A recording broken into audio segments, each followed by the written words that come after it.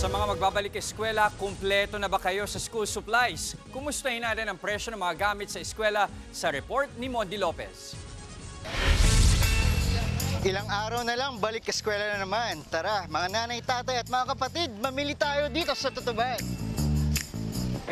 For today's video, another journey to Tutuban. Back to School Edition. Tumbukin nyo lang yung Recto Avenue corner ng Dagupan at A. Rivera Street. Tutuban na yon. Di rin kayo maliligaw dahil may malaking monumento ni Andres Bonifacio. Umpisa na natin ang pamimili. Gamit sa school, o 6... Una sa listahan, mga school supplies. Halina, dito na kayo bumili dahil mura ang aming paninda. Grade 1 to grade 4, 150 pesos. Isang bundle, dami na din ha. Isang pad. Tapos pag madami, kung gusto mo magbenta, 300. Ate, magkano po dito? 150. 150. 1, 2, 3, 4, 5, 6, 7, 8, 9, 10. 10 pieces, no? Magaling tayo sa math. So, 15 pesos, isang notebook. Pwede na. Pag may tali, 160 pesos naman ang 10 piraso. Dapat may pang-cover din ng notebook. Ang lapis naman, 10 piso isa. 95 pesos naman kapag isang dosena. Isang box na rin. So, mura pa din, no? Samahan na ng pantasa. Pesos sa ito yung isa. Version. 15.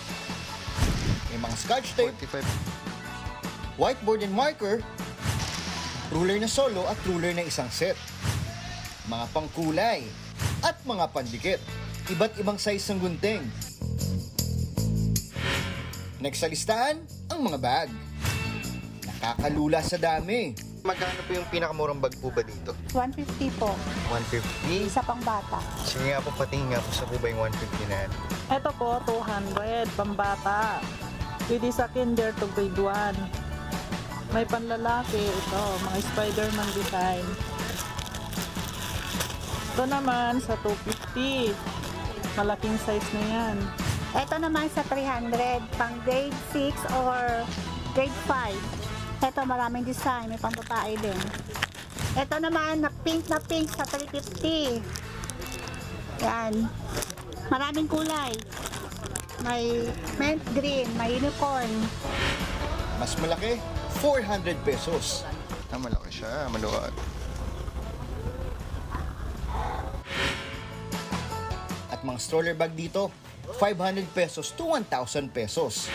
O ayan, kumpleto ng gamit natin sa eskwela. Mondi Lopez, News 5. Mga kapatid, Andre Felix po. Iba na ang may alam at may pakialam sa panahon ngayon. Para sa tuloy-tuloy na balitaan sa Frontline kahit weekend, mag-follow at subscribe sa social media pages ng News 5.